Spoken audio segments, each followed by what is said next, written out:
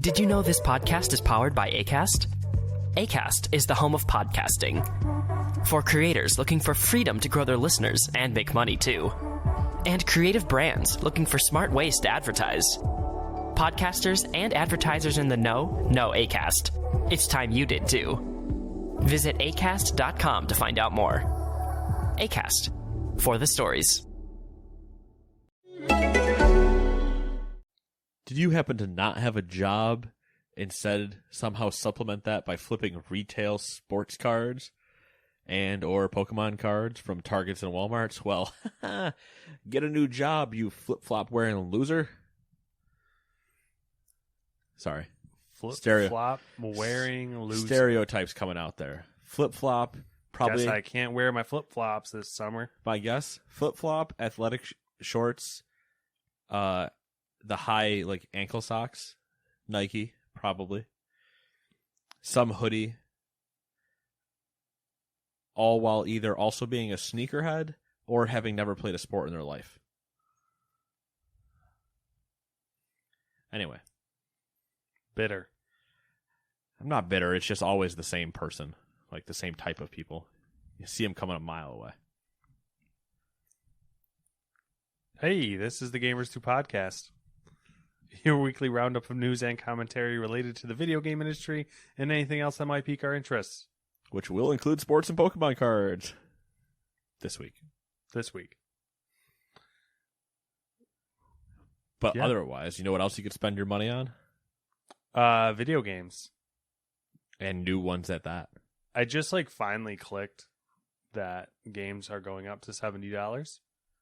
Yes. When I was watching He Who Shall Not Be Named stream, and he was playing Returnal. Oh, yes.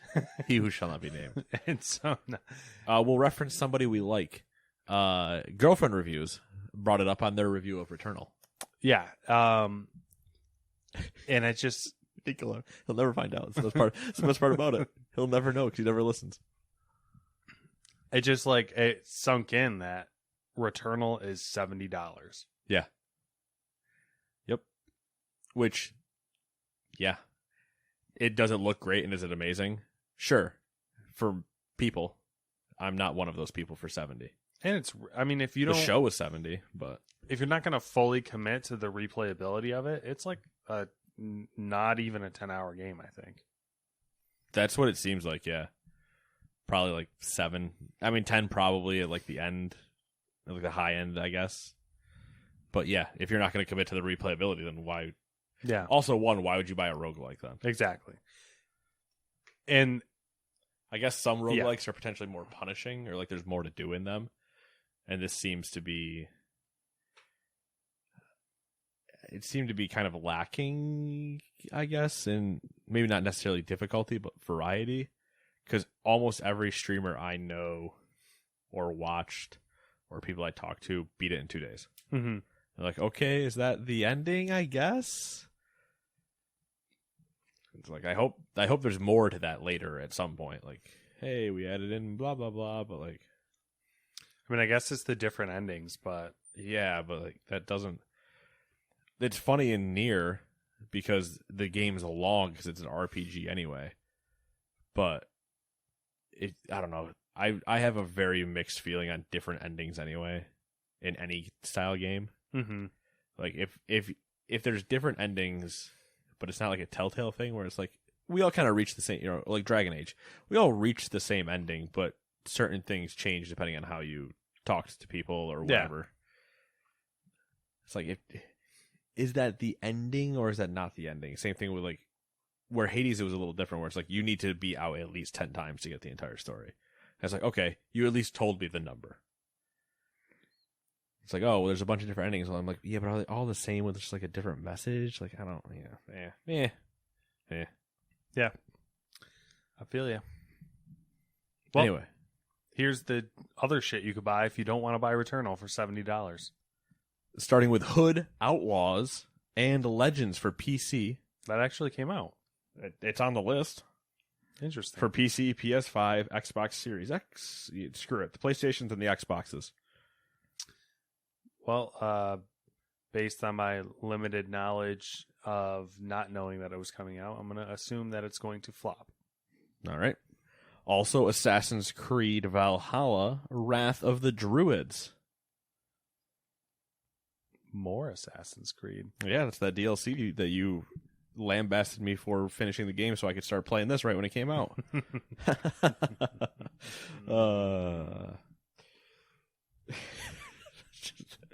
Oh, it's so bad. Famicom Detective Club for the Switch. Mass Effect Legendary Edition for the PC, PS4, and Xbox One. And I believe new consoles as well, but I don't remember. Probably, But hey, I would hope. Yeah. But hey, it's here. Can't wait to listen to everybody complain. People are... It could be the circles that I like travel in. Are they circle jerking it? Not that I... Yes. Not that I really travel in circles, but like, you know, the subreddits. You're more of a and whatever. triangle guy. I don't know how to respond to that. At least I didn't say rhombus. They are like, I don't want to say circle jerking it, but the hype is like really elevated. I'm wondering. It's borderline circle jerk. Yeah, I'm wondering if part of it comes from the people that. Obviously, there's the crowd that played them all when they first came out and just loves them and wants them again, and they're happy to get them, right? Yeah. Understandable. That's totally fine. They really can't complain anything about like the game itself except for performance related things. Oh, the graphics aren't up to par. Nah, there's some glitches here or whatever. Like that they can complain about, but they are not, that crowd, as far as I'm concerned, is not allowed to complain about the game, story, whatever, because they had their chance 10 plus years ago. I don't remember how long it's been now. Sounds right. It's the new crop that hasn't ever played the games yet, where I can't wait for them to finish Mass Effect 3 and just give it about a week and see if this random shitstorms all start up again. Because it was bad when Mass Effect 3 first happened. I don't think it will, because like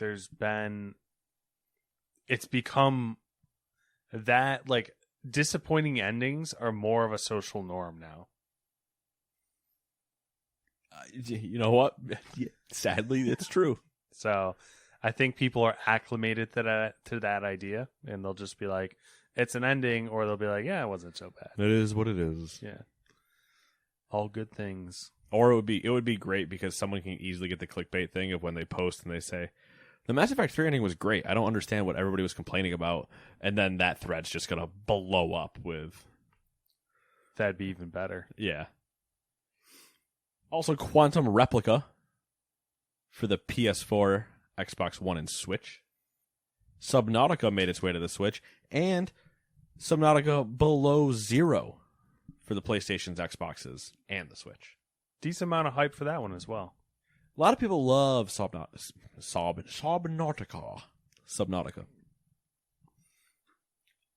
I've never played it. I played it for like an hour maybe, and it didn't grab me. But I wasn't really sure what I was getting into either, so Getting into, in the mood for. yeah.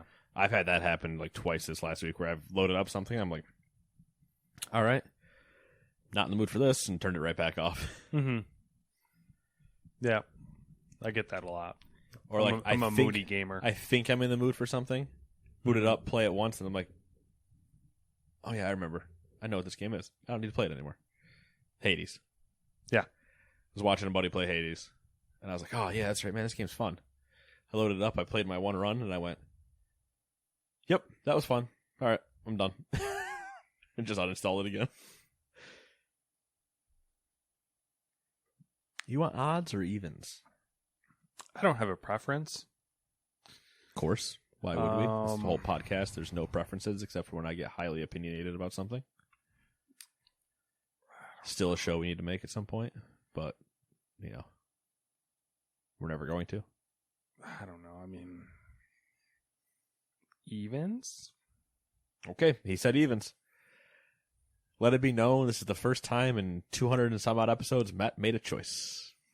I think I made a choice one other time. I think this might be the second time. All right, sorry. This is the second time. We're still not off one hand, though.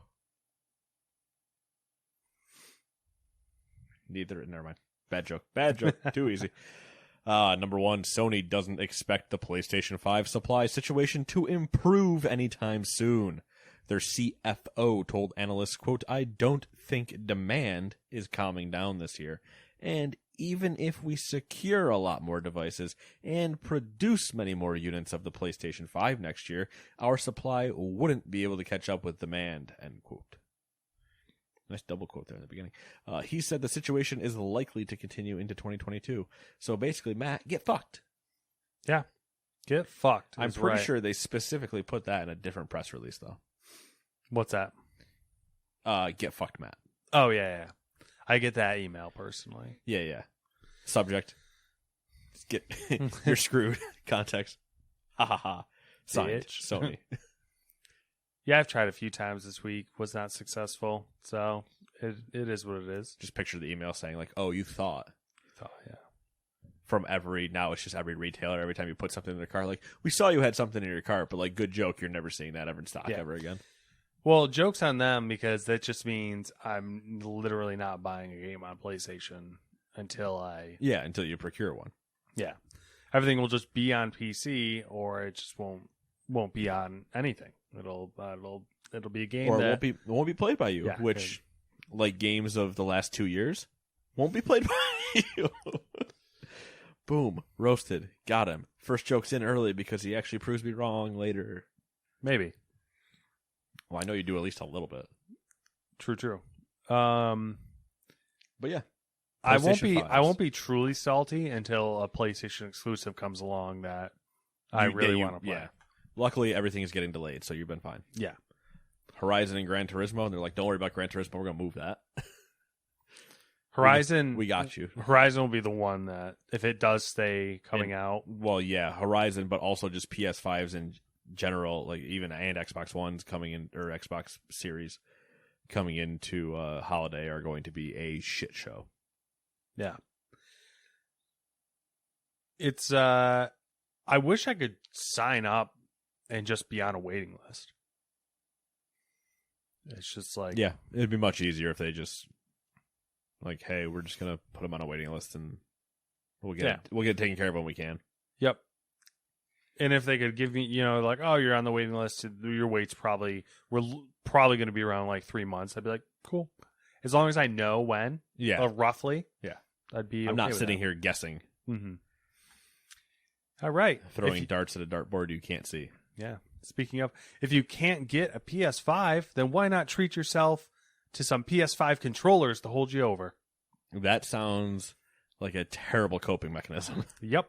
Sony has announced its first new colors for the PlayStation 5's DualSense controller. A cosmic red that features a two-tone red and black design, and an all-black midnight black version that brings to mind the classic PS2, PS3, and PS4 controller designs, which are all the same. Yeah, I was gonna say, which brings to mind all of the last PlayStation consoles and handhelds, believe it or not. The midnight black color scheme will cost $70, same as the standard DualSense controller, while the cosmic red will be $75. Listen, those red pigments, man, $5 more. The black controller is technically a two-tone as well because they use different shades of black. Oh, of course. So, I'm not buying another controller yet. I always end up buying another one. Yeah, it's a Black Friday thing.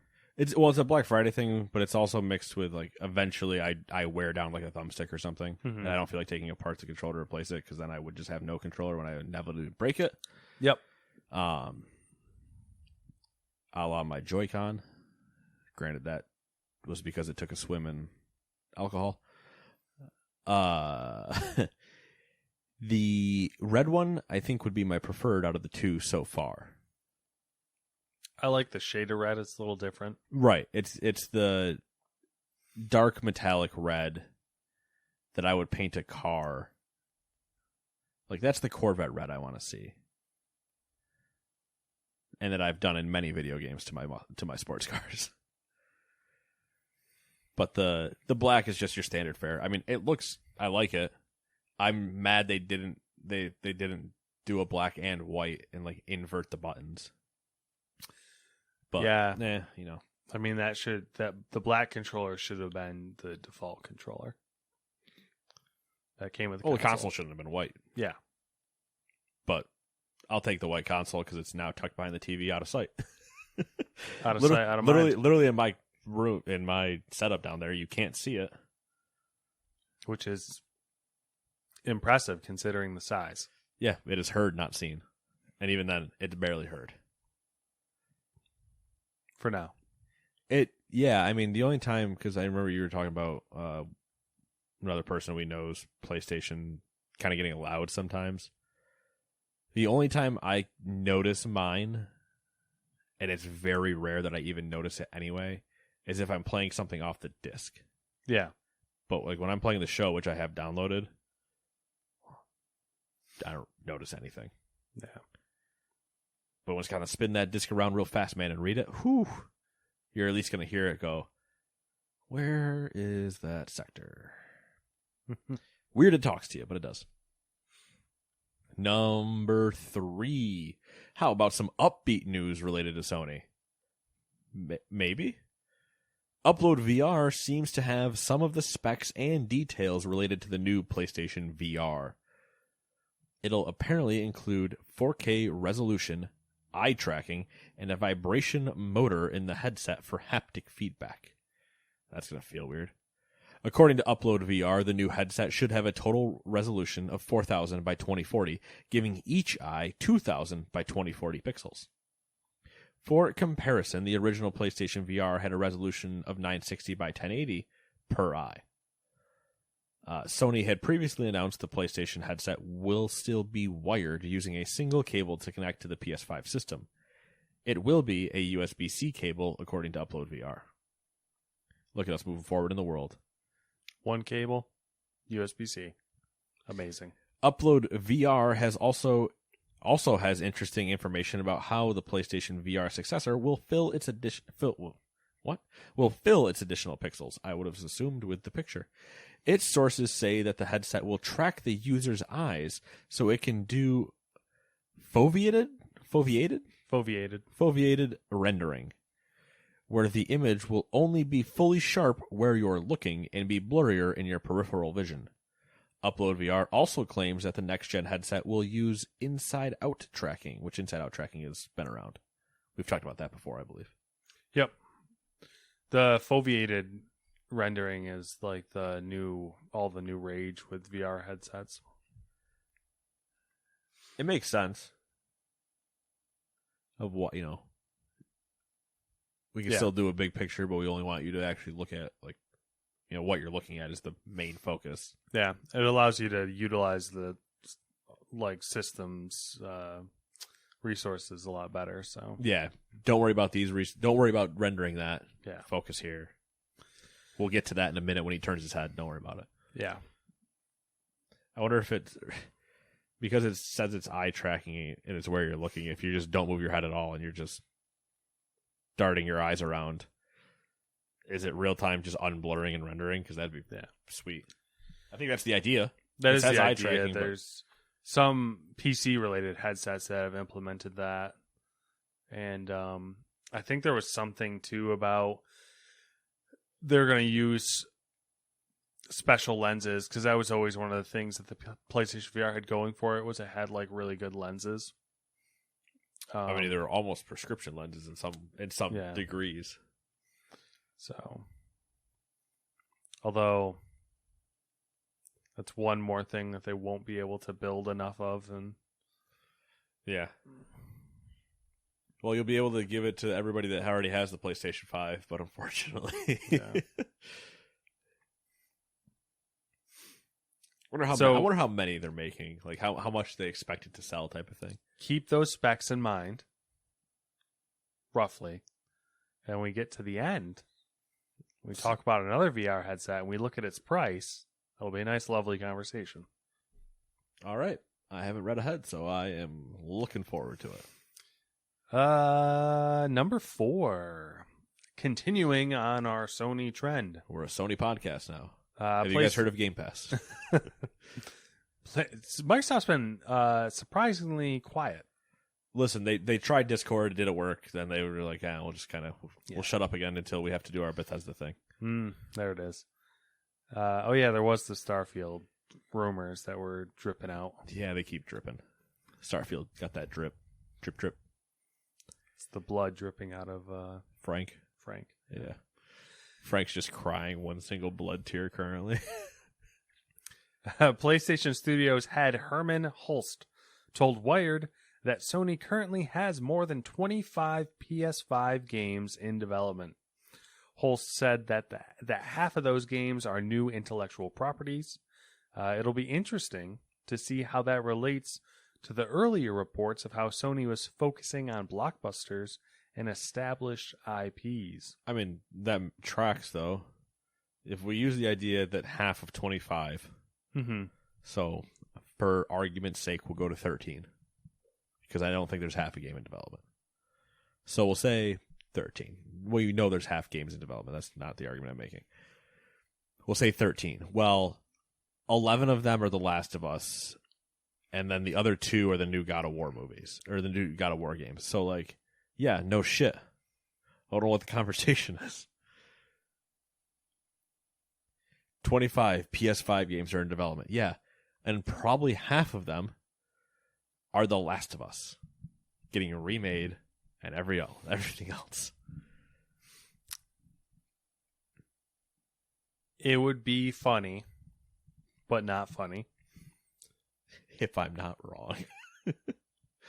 If the half that is not new IP is in fact all remasters. Yeah.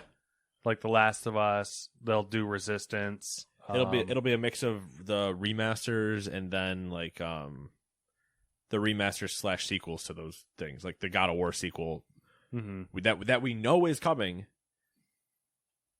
Here's the thing: how stupid are they trying to be with the number? Things that aren't out yet: Ratchet, Horizon, Gran Turismo. I can get very quickly to half of things that are new intellectual properties or existing. The new is the only part where I care. The new IP is all going to be like indie-sized games, like bite-sized games. Yeah, and also not made by PlayStation Studios. Or, better question, how many get canceled?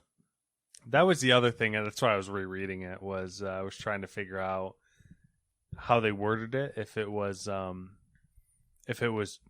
first party studios or if they meant like just PS5 games in general, which they worded it the latter. Yeah, so like does that include third party titles like from like Ubisoft and EA? Yeah, like hey, we just have things being developed for PS5 everywhere. Don't worry about it. And you're like, yeah, that's how that works. You better have at least 25 things in development for PS5.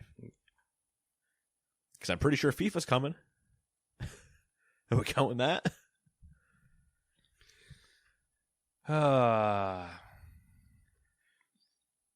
We'll see. So bleak. It is. It is a bleak future. Number 5. Tales from the Epic v. Apple court case. Dun, dun, dun. Epic Games reportedly offered $200 million to Sony to secure PlayStation exclusives on the Epic Games Store. The document is from September 2020, and in it, Epic wrote that it was, quote, awaiting feedback on the $200 million offer, end quote.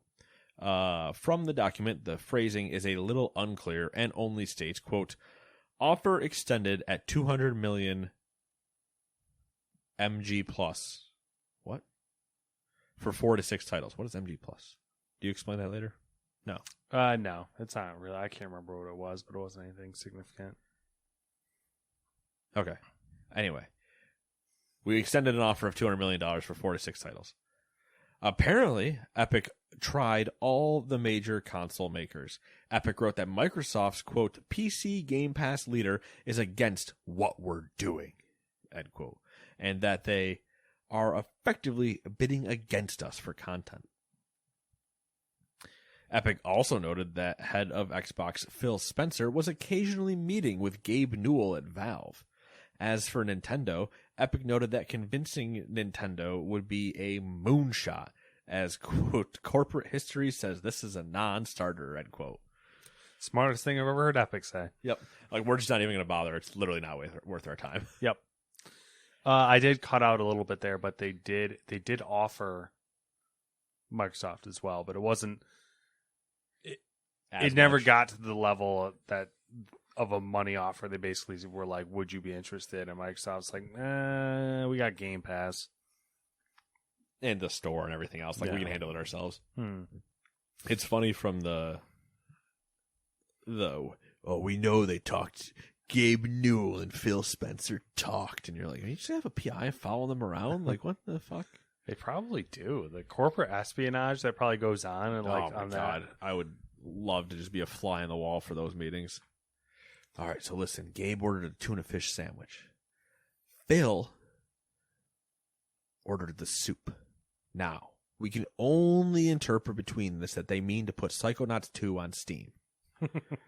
You're like, what the fuck are you talking about? Silly. And even then, nothing has come of the Xbox and Gabe Newell thing. Xbox and Gabe Newell. Phil and Gabe Newell, Xbox and Valve, like, nothing has come of that. What's the biggest thing to come of it? Like, the Master Chief Collection, I guess? Yeah, I guess. I mean... Which even that was before they had it on their own service.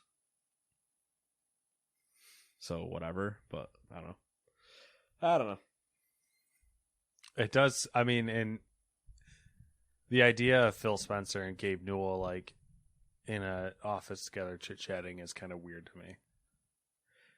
The idea of any current CEO and Gabe Newell in an office chit-chatting together is weird. Yeah, that's true. Arguably, the only one that makes it not weird, and this is because he's weird, is Tim Sweeney. Tim gives off those vibes where you'd be like, they'd get along, but like too well, it'd be kind of weird. Yeah, I get what you're saying. Yeah, they'd probably start getting into something that's like completely over everyone else's head, like Gabe's whole obsession with human interfaces with computers. They'd be insufferable. Yeah. They'd be the last two sitting in the room, and everybody else would be like, I'm fucking leaving. Do I need to be here for this? They come out 3 days later, and they're like, Epic and Valve have decided to merge. Yeah. And we have also now formed a supercomputer called the Epic Valve. And you're like, I fucking hate everything about you guys. And it's basically just Chloe from Detroit. But built in Rehoboam, which, if you haven't watched Westworld, Rehoboam is the like mass computer that's doing all the calculations, yada yada. But it's that. Silly. All right, number 6. Let's move into Ubisoft news. With the announcement of The Division Heartland, Ubisoft is branding any game developed by an in-house studio as Ubisoft Original. What is company's obsession with like branding? Because they need to do that after they killed, what was their art division? It wasn't Ubisoft Arts. Lights? No. They had that art division that was responsible for like Rayman and a few other, a lot more artistically creative driven projects. And then they canned that and no one's heard from them again. That's not the only change they're making, though. During an earnings call, Ubisoft CFO said, quote, "We are moving on from our prior comment regarding releasing 3 to 4 premium AAAs per year. It is no longer a proper indication of our value creation dynamics." What a fucking term that is. End quote. He went on to say that. End quote after the what a fucking term that is. He went on to say that Ubisoft is moving towards, quote, building high-end free-to-play games to be trending towards AAA ambitions over the long term, end quote. Ubisoft later released a statement saying that they aren't reducing AAA efforts, Quote, "We are excited to be investing more in free-to-play experiences. However, we want to clarify that this does not mean reducing our AAA offering." End quote. So, Lot to be said. yes. Because there were reactions to this news There was. in our chat with Yes. a person that shall not be named. God damn it. Ah, son of a bitch. And you guys jumped where I thought you'd jump. Fortnite. Because any person that hears free to play and wants to make the jump, you fucking make the jump. Yes. In my defense, I'm going to let you defend yourself. I'm going to pull a Kanye for a second. I'm going to let you defend yourself, and then I'll tell you why you're wrong. interesting approach. Well, if I don't let you defend yourself, it's no point. The majority of free-to-play games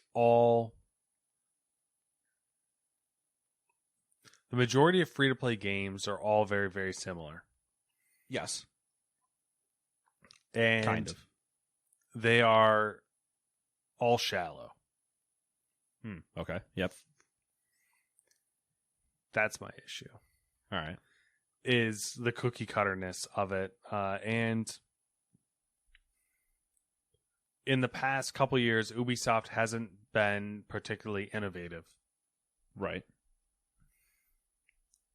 So hearing this, my immediate thought is that we're going to get a bunch of generic free-to-play games from Ubisoft that are like not innovative, shallow, typical, like, oh, here's a free-to-play racing game, here's a free-to-play shooter, here's a free-to-play battle royale, here's, like all of the Call of Duty Warzones and the Crew, like everything that Ubisoft does that's not good with free to play smacked on top of it, and like no sort of depth. Okay. I understand. Now I position you to the reality that you've actually been living for the last 3 years.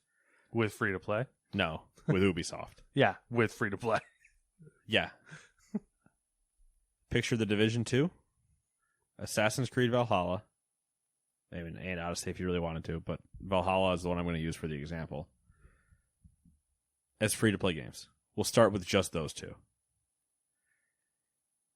At this point, For Honor being free-to-play and Rainbow Six being free-to-play in their current state, not talking about anything potentially new, both of those being free-to-play don't hurt them at all, so I'm not going to use those as an example. Yeah. And in fact, Rainbow Six basically actually elevates the example of why it could work. No, I agree. They do have a lot of. My issue is I think I get it from their point of view, and they do have a lot of games that it wouldn't hurt them, and it probably would benefit them.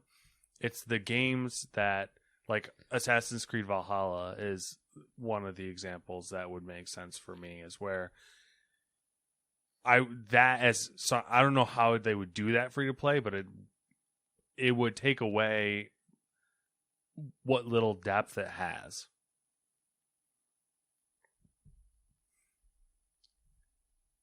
Because it would. So yes, on that conversation point, I agree with you. And I need to be very clear. I am not advocating for Ubisoft to go free to play, because I have scares. There are many scares that you've already outlined that come with free to play. Take anything and put free to play on top of it. What does it end up equaling? Usually a lot of hand jammed systems and stuff that are there to elicit money out of you, more than if you had just upfront bought the game. That being said, there are seasonal rotations inside of Valhalla already, in terms of like just literal season shit. Oh look, hey, it's spring. Yeah, We're fucking celebrating spring. They do their events. Hey, look, there's microtransactions already inside Assassin's Creed. Mm-hmm. They're already there. There is also, instead of what they end up doing, is now, instead of getting Valhalla the complete story in October, they go, here's chapter 1 of our new Assassin's story. You get chapter 1 for, we'll just ballpark, like I think most battle passes are 3 months, so we'll say it's 3 months. You have 3 months to get through chapter 1 of our new assassin that we're focusing on, type of thing. And in their heads, they're like, it'll take us 2 years to get through all of his story. Or even a year. Even if it took them a year, which would be 4 chapters, right? If doing my rough math, a chapter takes 3 months, 12 months, blah, blah, blah. And they go, that has now wrapped up 1 year to tell his whole story. You have 3 months to go through it. You can do it in 2 days, just being like relaxed or whatever. Yes, there's still the other collector shit to run around and do. But this is all we're opening for the first 3 of just, hey, go immerse yourself in this world. 3 months later, chapter 2 comes out.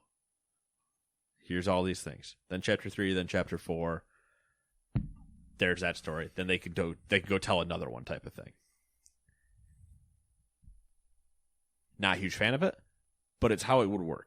Or how it could work, not would work. Max.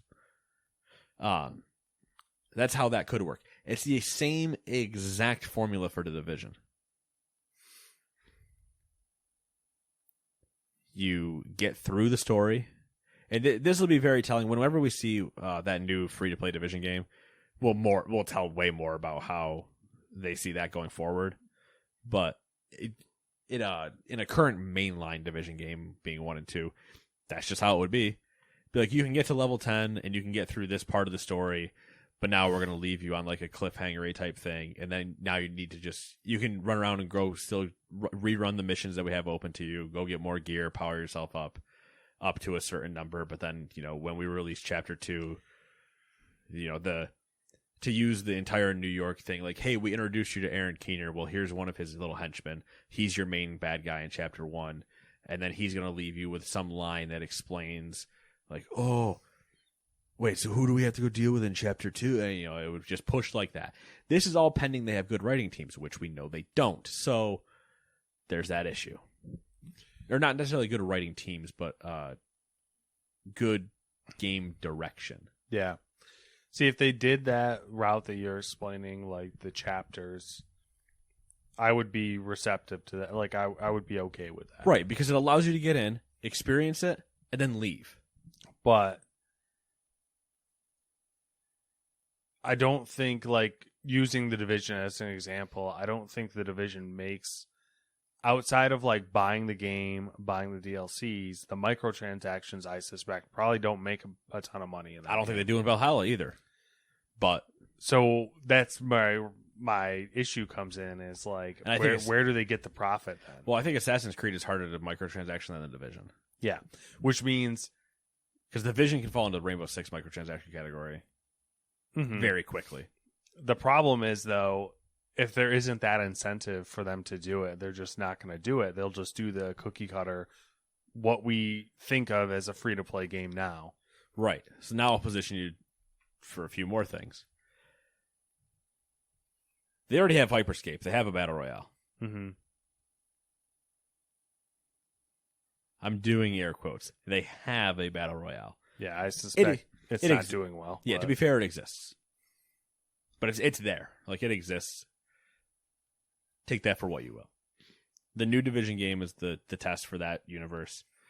Assassin's Creed would currently be in a dev cycle, so who knows what that means. Well, I think we have another game coming out that's free to play prior to the Division. Right, but I mean specifically like the Division, how that one looks for the Division universe going forward, not just their technically free model.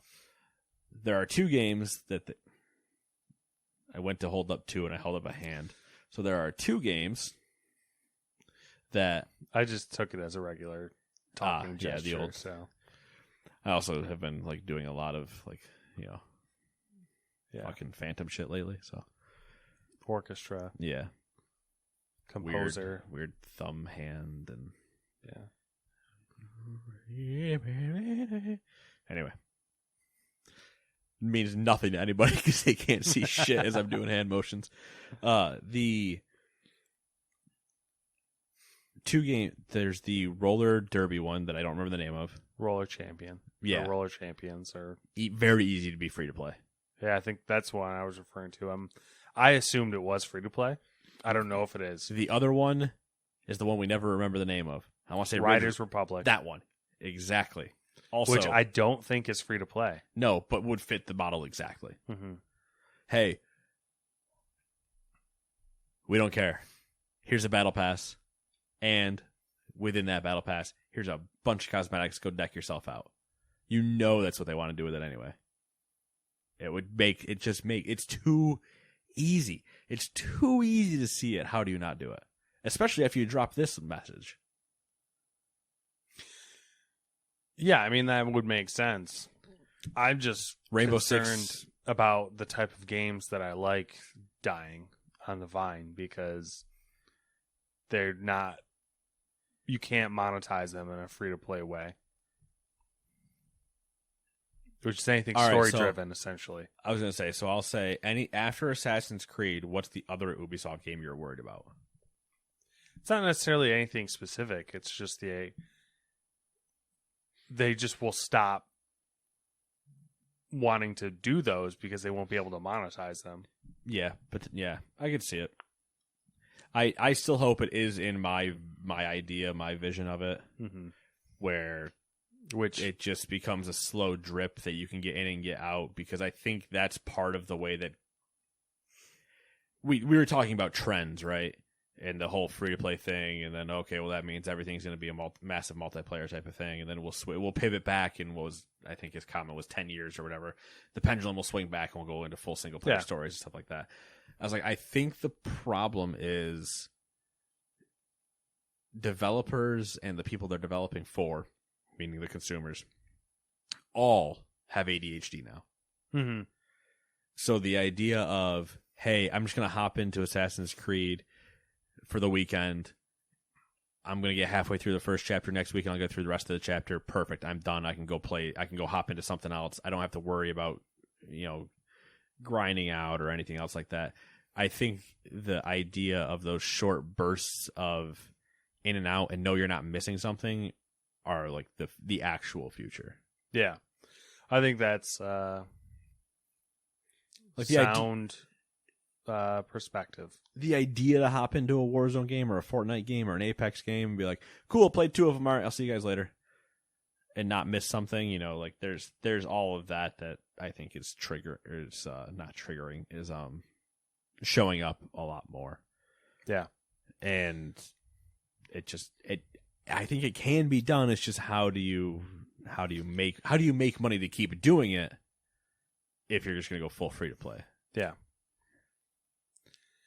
Like I think there's a particular Ubisoft game that is currently being redesigned for free to play. I think there's a current Ubisoft game that... Not a current game that's out now. A game that was supposed to come out 3 years ago and keeps getting delayed. And got delayed most recently again. Yeah, it's next. You can do the next one, and we'll continue talking about it, I guess. Oh, I was rereading your story.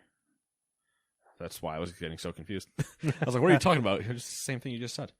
Well, then we'll talk about this before I keep going. Number 7, some more fun stuff to come out of Ubisoft's earnings call. Far Cry 6, Rainbow Six Quarantine, Riders Republic, The Division Heartland, and Roller Champions are confirmed for this fiscal year. You want to know what isn't confirmed for this fiscal year, motherfucker? Skull and Bones. They said it's getting pushed again into next fiscal year. I don't even think that game is getting redesigned for free to play. I think that game is getting redesigned for how the fuck do we make it work? How does this game exist at all? I just genuinely think at this point there's people just like, I don't know what we do. Like, we made boats, and then people were like, okay, but you never leave the boat, and you're only the boat, and you're a boat. And they're like, wait, no, but you should be a person. You're like, nope, your name's Bodie McBoatface. You're a boat. Yeah. I think that was what was happening, and then this is my tinfoil hat theory. I like your tinfoil hat theories. I think that is what was happening, and then there was clearly a shift where they said, let's move away from what our traditional business model and move more towards free to play. And then they were like, why don't we take Skull and Bones and completely rework it from the ground up to be free to play? And I think you will see pirates, and like you will have character models. I mean, there were character models, but the whole thing was you couldn't get off your boat. You were stuck to your boat. You were your boat. I think we'll see it get redone, and it'll look like an Ubisoft version of Sea of Thieves. Which is what they should have looked like from the beginning. Yeah. With like maybe more of a focus on ship combat. Great. I want to die. Can't wait to not play that game.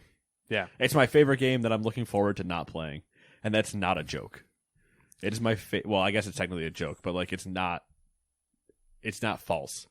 It is my favorite game I'm looking forward to not playing because I just don't think it'll ever exist. And I love talking about it every time it comes up. Yeah. There's another one that falls into that category, and it's Beyond Good and Evil 2. Yeah, which they mentioned that one as well. Yeah. And now it doesn't exist because that's about the same place. Here's the thing with Ubisoft. And how do you make either of those? Well, as you said, Sea of Thieves, that's the easy one to make free to play. But how do you make Beyond Good and Evil 2 free to play? I don't. Chapters. Your chapters, bro. Yeah, that's your one right there. Yeah, I mean, all of their answers, same thing with Far Cry, right? Like, all of it just goes, yeah, you go chapters, but it's like, we both know, as you clearly pointed out, what do you do for money? Yeah. Fourth chapter's behind a paywall. I don't know. Ubisoft, like, has an aversion to, like, canceling games, so.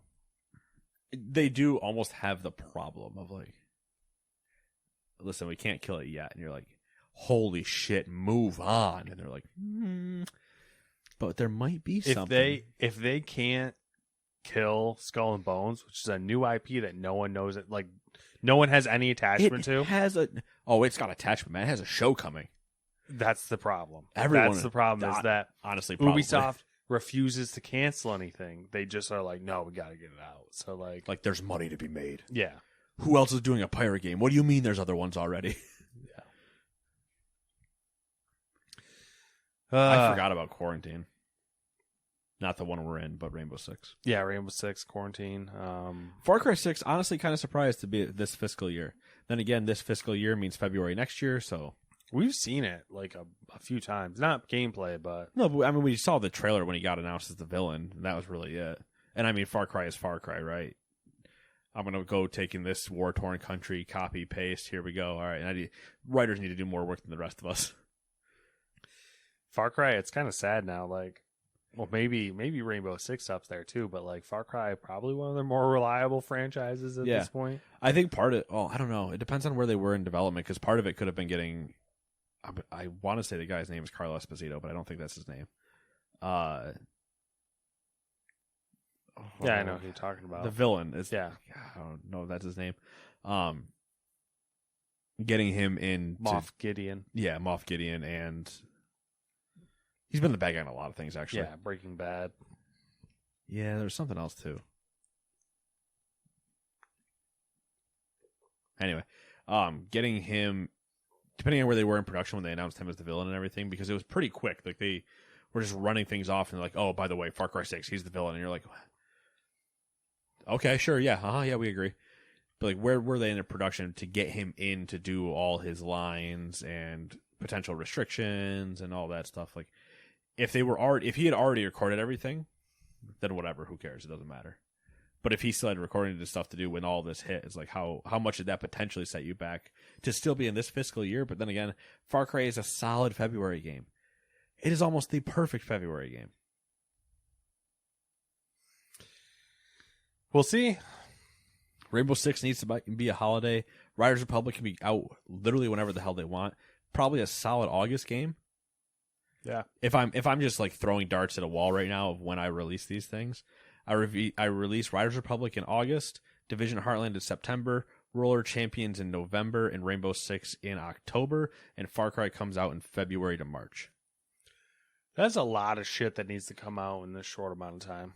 It is. It is a lot of things. But once again, I just told you when they're all coming out, so you can praise me when it happens. There it is. Moving on. Also, if it doesn't happen in that order, once again, I disavow all association I have with Ubisoft, and they should have hired me to release those things in that order, because it's the correct order. Same thing when we told EA. Well, actually, no. EA did exactly what they wanted to do. Tinfoil hat theory. Yeah. They purposely pushed Titanfall to, even though I know the real story apparently is that the Respawn guys wanted to push Titanfall there. There was some stuff came out recently about how the Respawn devs, after having just left and broke off to like do that or whatever, wanted to try to stick it to they Call wanted of the Duty. game to fail. Yeah, like they wanted to stick it to Call of Duty to try to like pump numbers, but it was like, your arrogance is insane to think that was going to actually happen. Yeah. Wait, They thought it would beat out Call of Duty? Yeah, they wanted to stick it to Call of Duty.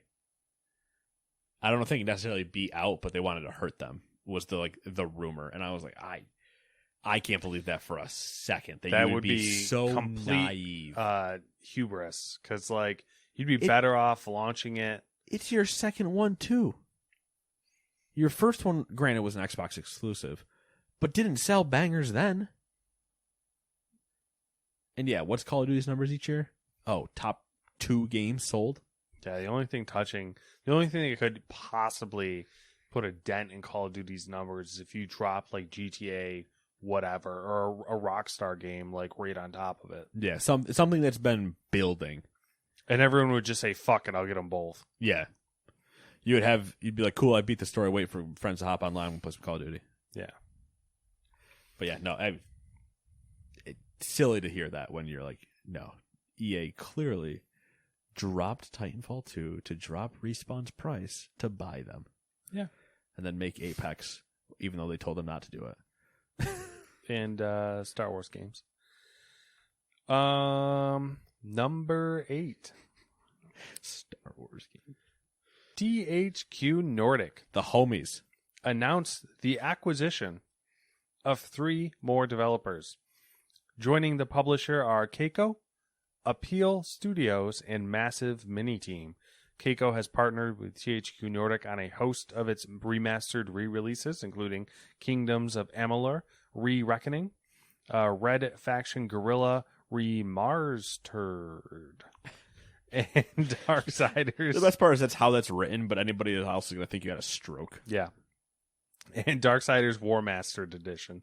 Massive Mini Team is another company THQ Nordic has prior experience with, as the German studio worked with THQ Nordic subsidiary Handy Games to publish its multi-platform platformer Spitlings last year. Appeal Studio is the developer of the 1999 adventure game Outcast and its 2017 update Outcast Second Contact. THQ Nordic said the studio is currently working on an open-world action adventure. More feathers in the cap for THQ Nordic. THQ Nordic needs to understand how much we simp for them.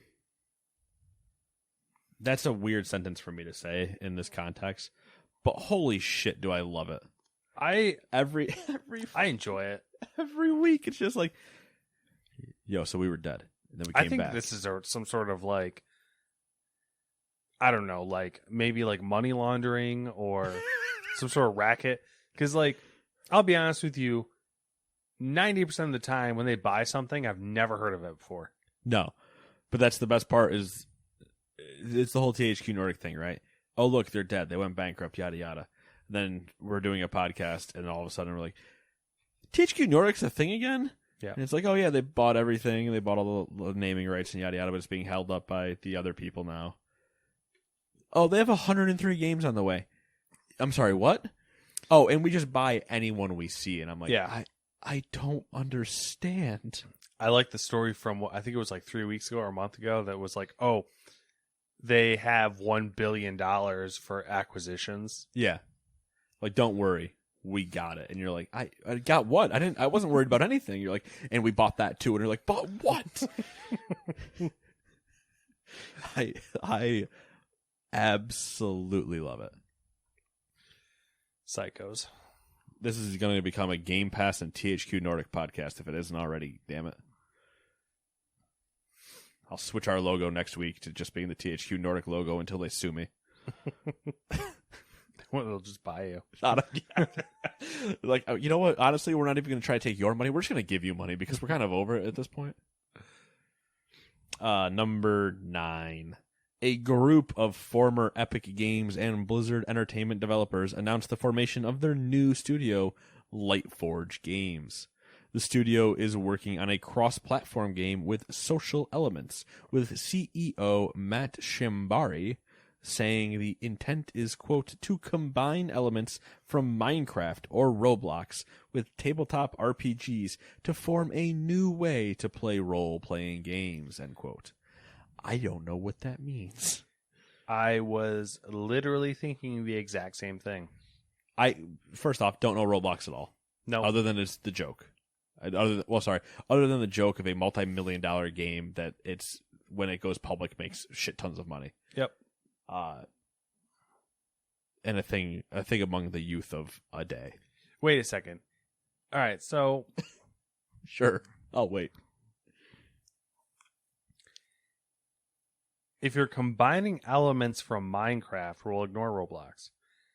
If you're combining elements from Minecraft with tabletop RPGs to form a new way to play role-playing games. The only thing I can then think is that in D&D I get to dig straight down and fall through to lava. Well, the thing that Minecraft and Roblox have in common is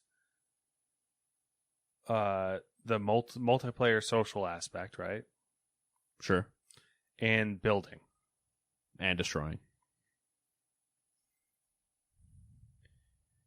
But then what if you put a story in it? And you made it multiplayer. And the whole thing was, what if we built a canoe to get So off? we're going to get an RPG Fortnite. Yeah. Called Save the World. And then we're going to cancel it. Either that or they're just making an MMO. I also like that they're forming a new thing when I just keep waiting for it to be like, and they work at Mike Morhame's thing. And it's like, yup. What is the name of their thing? Mike's? Yeah. Dreamhaven. Okay. They got investment money from a couple different entities. Okay. One of them was Dreamhaven. Yeah. Makes sense. Who would have thought former Blizzard people getting money by former Blizzard people? It's a conspiracy. There's so much Blizzard everywhere, but it's not Blizzard. I don't know what to think. All right, well, I'm just curious to see what they even mean, but we'll see. We'll figure it out in 2 years, I guess. Yeah, it'll be fun when all these like ex-Blizzard studio people all their games start dropping. Yeah. And it's a bunch of like finger pointing where they're like, we all have the same idea. I don't understand. We all love tabletop RPGs. So weird. So We should get together and start a studio. you guys want to form a company? We'll call it like Snowstorm. You imagine if they all formed a company called the Snowstorm Collective, and it's just where former Blizzard devs go. They make a fucking MMO called the Universe of Peace, but the whole joke is that there's never peace, just war. And then a couple years later, Activision comes along and buys them. Not Activision. It's got to be someone else. Ubisoft. No. Microsoft. Nope. Get angry. Get angry. EA. EA. It's got to be a shitbag. And then it becomes EA. Because, you have Activision Blizzard as one thing. So it's EA Snowstorm Collective. And you're like, I just hate all of this. I hate predicting the future. That's the worst part about it. So in 5 years, Matt, 5 to 10, when the Snowstorm Collective is real. All right. We'll come back to it. Could you imagine, though? You just scrolling through your phone and you get that notification where you see that headline pop up and you just have to go, are you fucking kidding me? I could see it happening. The amount of shit I would get from you and Dewey. Just the amount of well, not Dewey. He wouldn't have heard that. So, oh my God, zinger! We're just gonna keep roasting him and see which one of these he calls me out for, which will be none of them. It's the favorite part about it. Number 10. Microsoft's Xbox Game Studios is teaming up with Tencent's. How would you say that? Teamy? Teamy? I'm gonna go Teamy. Works for me. Teamy Studios. What if you went with Timmy? I thought about that.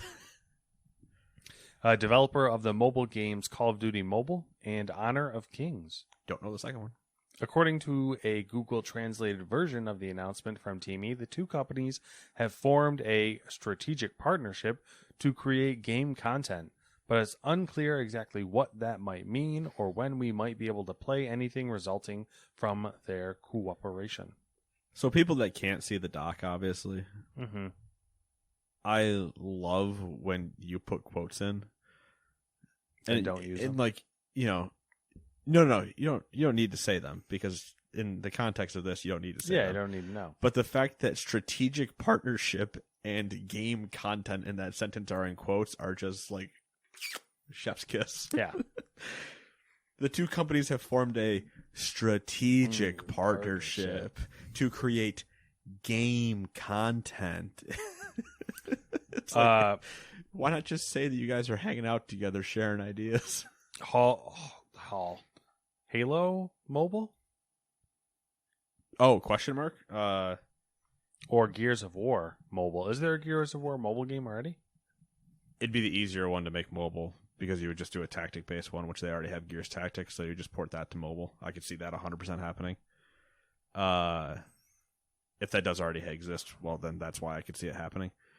The Halo one, Halo Wars mobile would be interesting. I think that would have to be the get your feet wet thing. I don't think you go straight Halo mobile because it's just not yet. Not yet.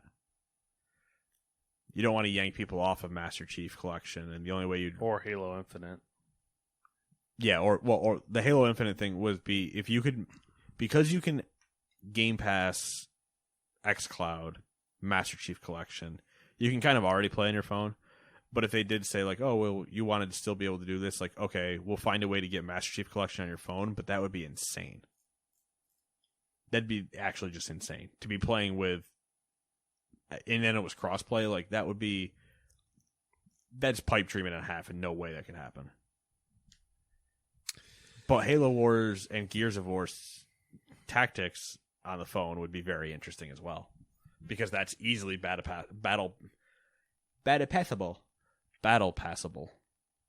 and microtransactioned. Maybe we'll get both. Good joke. Maybe we'll get neither. Maybe they just need somebody to help when the Epic versus Apple lawsuit finally finishes and they can figure out if they could put xCloud on iPhones again. Maybe it's Maybelline.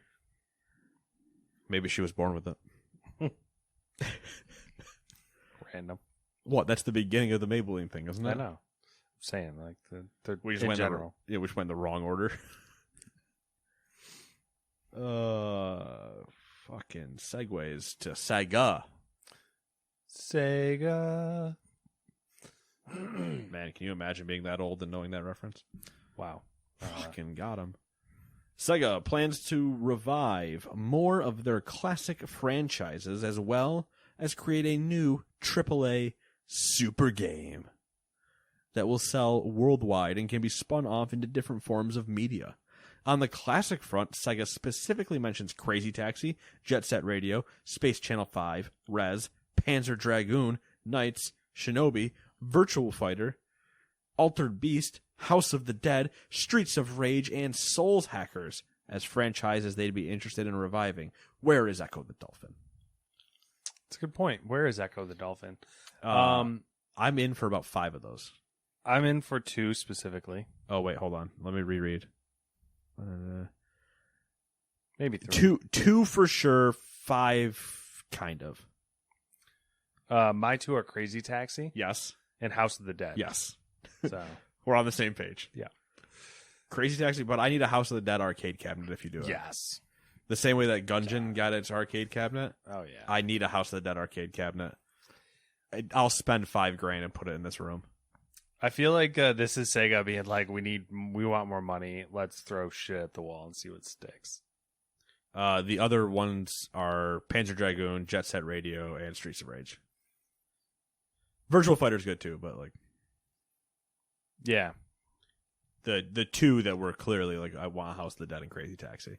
I don't know how you do a modern like interesting Crazy Taxi, but House of the Dead on Resident Evil's engine though. They're pretty dope. That would be dope. Also basically called Resident Evil, but still don't Yeah. want to talk about it. I want it in an arcade cabinet. That's the only way I want it. Or at least give me the old the old Nintendo gun for Duck Hunt. Yeah, that'd be pretty cool. Give me that. Give me a custom controller to play House of the Dead with. So even if I don't have the arcade cabinet, similar to the way that's, I don't think it's Sega specifically, but when they do those 30 collection bundles around holidays, give me the House of the Dead remastered with a custom gun controller. You're gonna hate this, but I would love a House of the Dead VR game. No, that 100%. No, I don't hate that at all. What have I said? And you've agreed with me before. What if I said works the best on VR that I'm pissed no one does? Arcade cabinets. Buck Hunt VR? Are you kidding me? House of the Dead? Any of that stuff? What was the one? Was it Time Cops or something? Or Time Splinters? Time Splinter? Yes. All of those. Anything that was a shooting game that was an arcade cabinet. Give it to me. Yeah, we need to get on that. Oh, see you later, bud. Speaking of VR, number 12. HTC announced the Vive Pro 2. The new edition of the VR headset will be available starting June 4th for $800. That's without the controllers and lighthouses for tracking. The full kit Why would you buy it without them? is $1,400.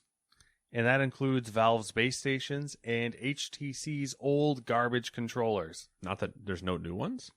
No, they're using the fucking original shit Vive controllers. Jesus.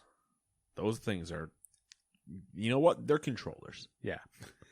We won't go into specs because the thing is clearly overpriced for the market. And we won't even mention their other headset because it's so expensive. Even HTC is only marketing it for business use. I mean, would it really be an HTC Vive, though, if it wasn't overpriced for the market? I just don't. Like, no one's going to buy it. Like, if they said, hey, good news, this thing's $600, wouldn't we all go, what are you up to? Yeah, no, I don't think so. Hey. Come, no, yeah, this way. This way's comfy. Come up here. No one There you go. is willing to compete with Oculus/Facebook. No. And they are going to own the entire VR market. Yeah, they're gonna suffer for it. The Quest 2 for $300 is an absolute steal, and I guarantee you, I'm actually absolutely positive that they're taking a loss in every single one of them. Yep. But when they sell your data to China, what do they give a shit? Yep. And, jokes. and they'll own the market, so it won't even matter. Yeah, Like, they'll have the market, and they'll have all their data that they want. I mean, they've anyways, basically so. already, other than the PlayStation VR, they've already got the market. Yeah, the Quest 2 is, I think, the highest. Like, it has the most consoles or most headsets. Yeah, and the only reason the PlayStation one is different is because it works with, you don't need the computer or the phone or anything. It works with your PlayStation, so it's the only like offset one. Yeah, Crazy. Insane. But it's So we're gonna aim that the PlayStation VR is $700.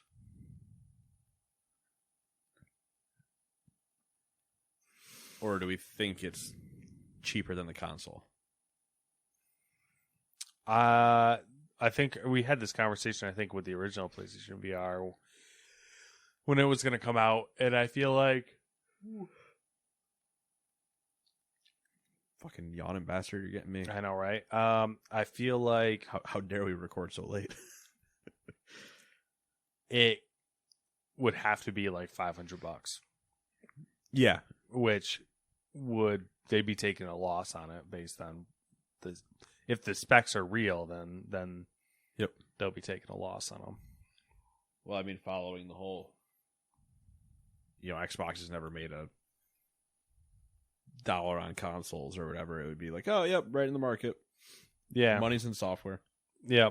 Which wouldn't necessarily, I mean, the PS5 could actually do like genuinely good VR. So Yeah, it's just going to be a matter of, well, if you're not developing for it, then what does it matter anyway? mm-hmm. Then you might need to up the cost because you have to offset the software you're not making for it. Yeah. But anyway, let's get into the one I led with. Number 13. Target and Walmart have temporarily stopped selling Pokemon cards. And also baseball, football, basketball, any sport. Magic was not mentioned on their list, but I think it's just because the Magic people don't want to see them anyway. They don't like the sun. Yeah. They don't go out in society. I mean, no let's be one's real. buying Yu-Gi-Oh cards except for real fucking nerds, so they don't have to worry about that. Let's be real. We know how these cards work. If Yep. Pokemon cards are not going out, all the other cards are probably not going out either. Because they'll just be like, don't come. Yeah. Yep. A sign at Walmart said it was because of, quote, inappropriate customer behavior. Real quick, any of you surprised? No? You're surprised. No, you're not allowed to be surprised. These are very obvious things. Have you ever seen a small toddler get angry that they can't have something? Apply that to a 36-year-old to 65-year-old person. It's the same thing. Target says, come on, screen. Target says safety for its employees and customers is the reason it removed trading cards from stores. There was an update to this where Walmart said that they are still selling cards, but I think there was some miscommunications going on there where Walmart as a whole doesn't want to commit to saying No. we're temporarily not selling cards, but they're probably like leaving it to regional people to make the decision. Yeah. Or like, hey, we still sell them, but they're on our online marketplace. Yeah. Yeah, I'm sorry to see it come to this. But also, you fucking deserve it. If you can't play nice and you're just gonna stop being a psychopath, get screwed, dude. It's like everything else right now. I'm happy that I haven't met anyone I know like actively complain to me about this, because I would blow them into the fucking moon. The shitty part, though, is like they're just going to move the card sales online and it'll just keep continuing with. Yeah, that does become the issue of like, well, now you have to fight bots or whatever. But there were stories all over Reddit of people, even in card shops, that like that's their whole thing is card shops, and they would have people that went to a Walmart or a Target or whatever and bought all the blasters, usually like the small boxes, they're like $20 or whatever, bought all of them off the shelf, and they would walk in there and try to sell the boxes to the card shop for marked up prices. They're like, what? No, we get what? No. And then you watch people, there's posts constantly on the card subreddits, some of my Discord stuff, of people seeing stuff on Facebook where people couldn't flip. And they're like, oh, like, I'm stuck with all this stuff. And it's like, yeah, because you literally have no idea what you're doing. You're the toddler that went, ooh, I see him do thing, I do thing. And then it's like, you don't actually understand what's going on. So you spent $700, only now you're going to lose $600 because you need to turn it around and get rid of it, type of thing. That would be fantastic if that happened widespread. But Yep. But it won't. no, because there'll be some people who will pay those prices and it'll incentivize. Sucker Yeah. born every minute, blah, blah, blah. Yep. Sucker. For every person you think isn't a sucker, there's 3 that are. I think that math checks out. Sounds good to me. Ends up being quite a few billion. Should we blow through the last few? Yeah, I'll blow through them real quick here. Questionable things that we didn't decide to write paragraphs on. The next Battlefield will be revealed next month, and it won't be a current-gen exclusive. Multiple issues with that statement. First, EA is doing their event in July, but then they said we're going to do Battlefield in June. And I'm like, why not do your event at the same time? Also, it won't be current-gen exclusive, but I believe Andrew Ryan came out and said it's truly a next-gen experience. Hey, dipshit, you can't have a truly next-gen experience and then also have it on old consoles. Sorry. You just literally can't. And anybody that tells me I'm wrong is pretty stupid. We shall move on. Number 2, Ghost Runner 2 was officially announced, and it will be a current-gen exclusive. Good use, Matt, of the words current-gen. I like it. Back-to-back uses. I wish I knew somebody named Jen, because it would just be a whole fun time. I'm like, haha, you're old Jen. I did word it how everyone else did with next-gen, and I was like, no, it's not next-gen. No. It's fucking current-gen. Yeah, we have moved on. Ghost Runner 2, though. It'll be interesting to see what it is, because I know the first one is a lot of freeform, just running and doing things, and it was really liked for what it was, so cool to see that it got a second one. Yeah. Number 3, like everything else in the world, Nintendo thinks it's going to have a hard time building Switches due to the semiconductor shortage. Good news, Nintendo, if you just go to Lowe's, you go to the lighting aisle, a lot of light switches. Number 4, the Xbox Series are launching in China on June 10th, so good luck finding those in a month. Yep. Pre-order if you're in China. Don't know why you're listening to this. If you're in China, hello. Hi. That's all I got for you. I think they said China, also May 16th the pre-orders start. If you want to VPN yourself into China and try to get one shipped back, then, that's up to you. Just be wary of the Great Wall. Nice. It's a double entendre. There's a real Great Wall, and then there's another cyber Great Wall. Yeah. The modern age Iron Curtain. Both have dead bodies in them. Whoa. When you think about it, man, Whoa. when you really think about it, though, like, it's not wrong. Let me hit you with some bong thoughts. Well, I'm not prepared for those. That's like, Max. Yeah. Has been one of his things telling his chat. He's like, you guys are just taking bong thoughts and just running with them. I'm like, yeah. I get what you mean. That's Everybody's just sitting around saying stupid shit, and then somebody's taking it serious. I 100% get that. Yep. Never done a bong, but I get the sentiment. Anyway. It's been 7 days. What have you been up to? Hitting the audiobooks big time. I finished the Witcher series, which I think I finished those last time. No, you hadn't. Okay, so I finished the Witcher series. All 8 books. I think you were close. I think you had 20 minutes to go. Yeah, I was right. And you finished it on the way home. Yep. Finished those. Started the game. Started the Witcher 3 Wild Hunt. I think I'm like 10 hours into it. Maybe 12. I don't know. Somewhere's around there. All right. Been breezing through it.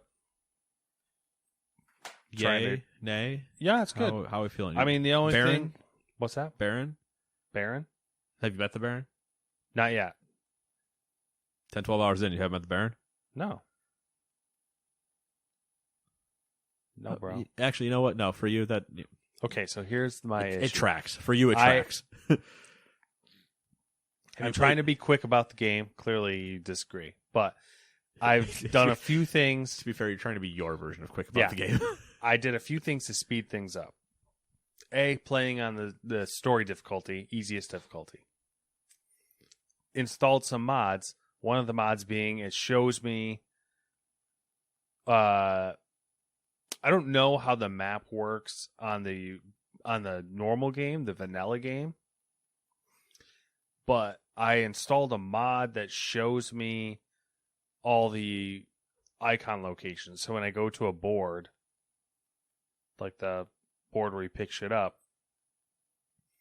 all that's like I pick everything up and it shows up on my map. Oh, okay. So I see all like the markers everywhere. So like that's kind of like I've been going through and doing everything. essentially, in the regions I'm in. So that's been time consuming.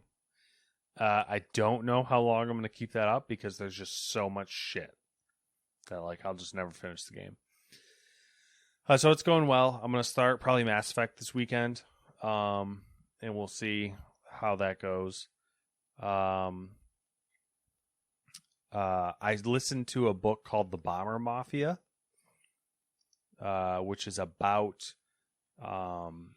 basically the U.S.'s approach to bombing. Mostly, I mean, it came of importance during World War II, obviously. So you had like strategic bombing and area bombing, and those two schools of thought competing with each other, and the people who are prominent in those. It's a really interesting book.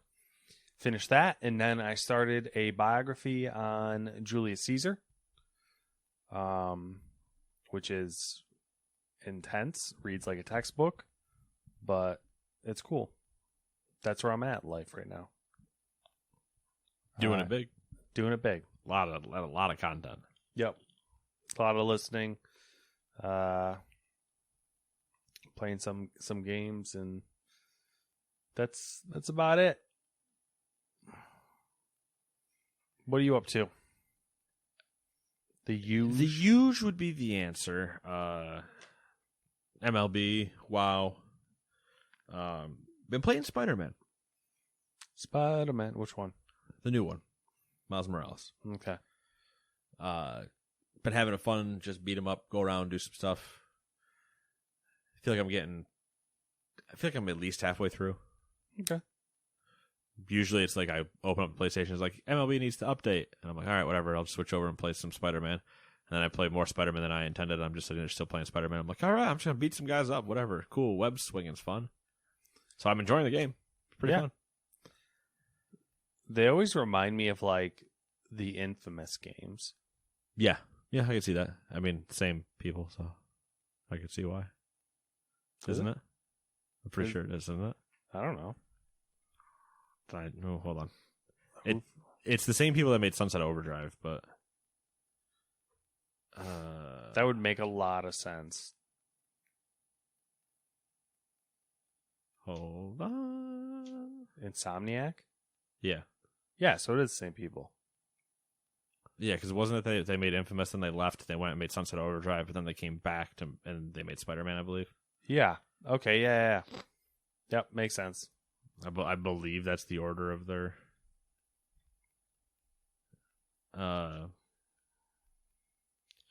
hullabaloo. Let's see here. Just double checking the game's develop list. Ratchet, Resistance, Ratchet, Resistance, Ratchet. Sunset Overdrive, Ratchet, Marvel Spider-Man, Spider-Man Miles Morales, Ratchet. So yeah.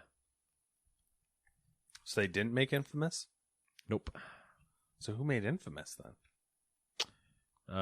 Was that the other?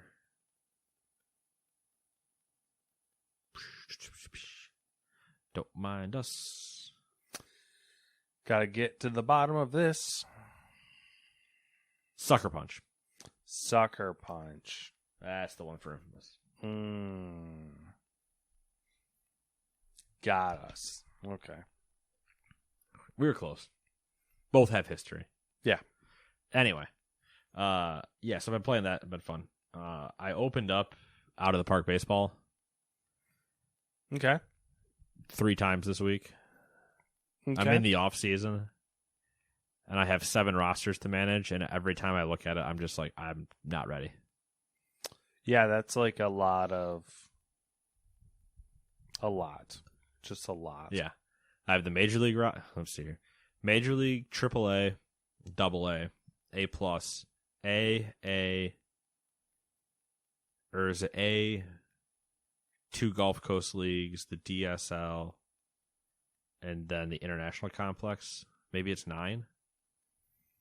1, 2, 3, 4, 5, 6, 7, 8, 9. Yeah, 9.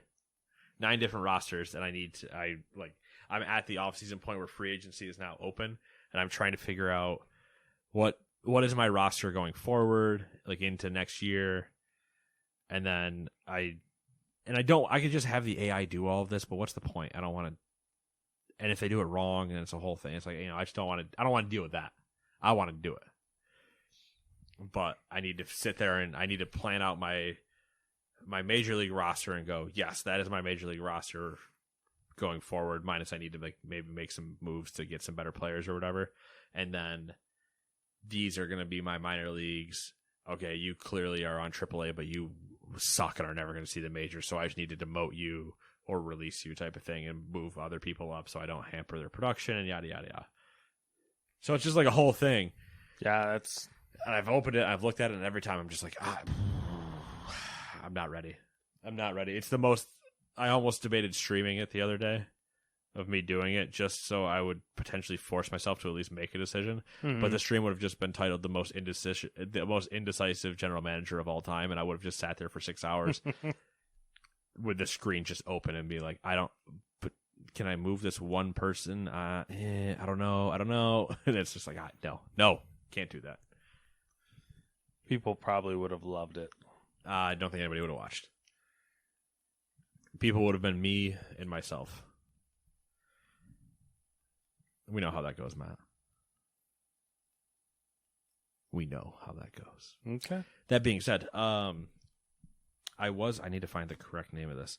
So you know how I'm kind of... while I look this up, before I even say that thought, been also listening to an audiobook now that I'm supposed to be going back to work, I believe, on Monday. Like full-time in the office instead of part-time. Okay. And so I started listening to an audiobook, Altered Carbon. Okay, yeah. I had started it before, Mm-hmm.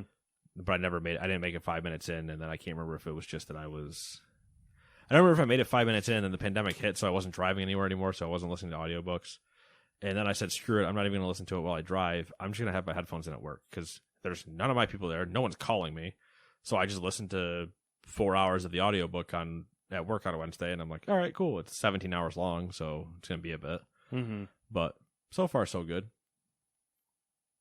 No idea relation to the show, like where I am in it, but... Yeah, all right. Is it any good? Do you like it so far? So far, I like it. Yeah.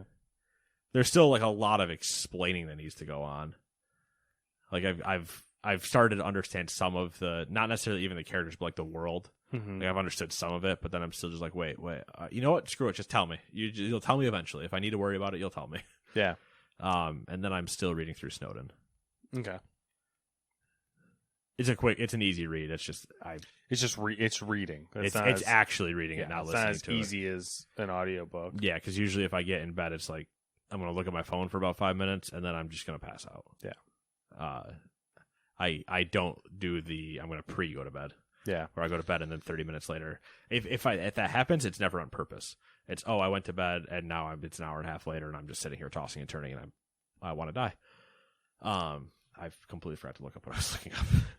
Oh, the thing about the Bomber Mafia book that was really interesting is the guy is a podcaster as well, and he designed the audiobook like a podcast.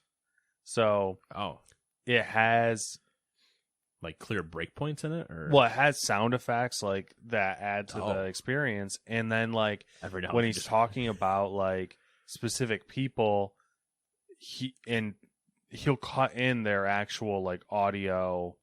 Like there's like them talking to what Dave does. Not Dave. Oh God, Dan. Like Dan will do it when he's pulling from a primary source if he has the audio. If he has the audio clip of them, basically that, but like it's more refined. Okay, all right, yeah, I got that. I see what you mean. Pick up what you're putting down, type of thing. Yeah. The thing I was going to say is, you know how I'm kind of on the... I almost said spectrum. Not at all what I went on. I like to hunt random new energy sources. Like powders or drinks or, whatever. Okay. I've done the G Fuel thing. Fun while it lasted, but I moved on. For... reasons, obvious and otherwise. Yeah. So that's out. Then the most recent, I have my sparkling caffeine. Usually my go-to of just like a wake me up or whatever, but only because it's the easiest thing for me to just grab and leave the house. Like making something, I'm usually on I've woken up, I've changed, I've cleaned, I'm out. Yeah. There is no like stop and do something type of moment for me. So I can just grab a can and be gone. But if I'm home or if I have the extra moment, or what I would like to do is, now that I'm going back full time, I think I might buy a new backpack. That's more like a commuter one that I could throw like a container in and I could make something at work type of thing. Mm-hmm. So I've kind of bounced around the idea because I still have a bottle of canister of vanilla protein downstairs. Too big, not carrying that with me to work. Yeah. Then I had that smaller one. I don't know if you ever saw it. It was on top of the fridge. It was a smaller one from Rise. Yeah, it's just like a little. Yeah, it was like half, if not smaller than the one that's up there now, and that was pretty good. I did really enjoy that, so I almost debated buying that one again from them. But every time I try to buy from them, usually whatever I'm looking for is always out of stock, or there's like only one flavor out of the 3 because everybody's buying it, and it's like, oh my god, it just gets annoying. So then there was this one that showed up on the old Twitter feed called Esports Nutrition. Now, it's kind of whatever on the name, right? Yeah. Immediately everybody's going to get connotations. Yeah. As you should. The reason I saw it was from a European WoW player, one of the best, and he's the director of it. Oh, okay. So I was like, okay. Interesting. Real people are actually, vouching for it. And he's not a small man. He's swole. He do the big thing. He pick it up, he put it down. He would do big numbers. I believe, I always get this wrong, but I believe it's Ginji. Not Ginji. I believe it's Ginji. Gingi. God, I'm going to get that wrong. But they have, I'm just reading their Twitter profile. I'm not even going to go to the site. But energy and nutrition for gamers. Vegan friendly. Not that matters to me. No fillers, no maltodextrin, whatever. But they have multiple products there's like a powder. They have their own shakers, obviously, because who doesn't have your own shaker at this point? But they have powders. I think they have gummies. They have smaller canisters. They have some other things and whatever. Biggest downside.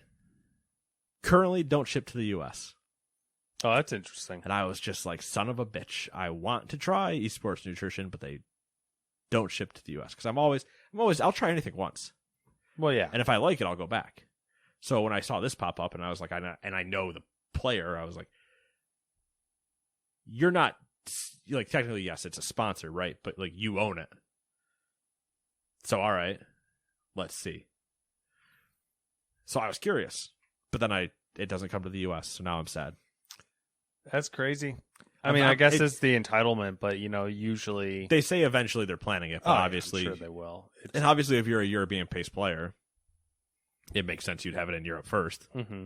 But I was just like, I can't try it. I'll pay the shipping, obviously. Interesting. Just add it to the list of things that should sponsor us. We don't have an official energy drink. We don't have an official merch outfitter. We don't have anything official. No one's ever paid us to do anything, actually. We've paid a lot of money to do other things, though. But yeah. All right. You got anything? I'm good. I will finish with a sound, a call to action, as the people call it, Matt.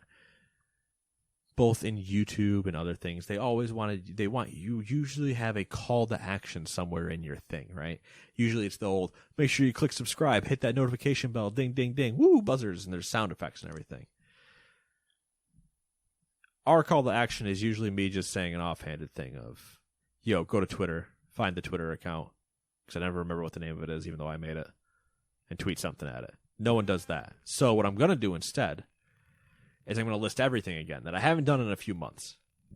I haven't done it in years. Probably 2 of them.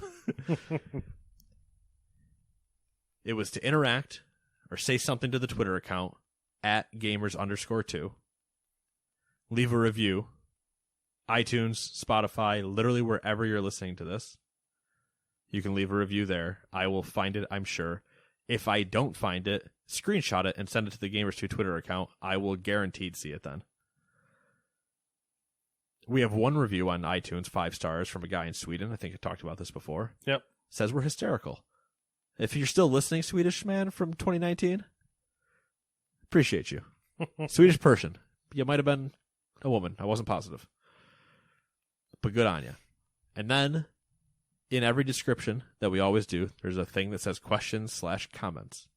And if you click that, that is a hyperlink that will take you to a Google form that you can fill out to ask questions, comment on anything, tell us we suck. I honestly don't care what you write. I welcome all feedback anyway, and then if it's questions, we answer them. Such as, I think the most recent one is still about mimosas, which sent me into a spiral. So, yeah, that's all I have. And then we will see you guys at a Yankee game in 2 weeks. No, not really. But also really? Question marks.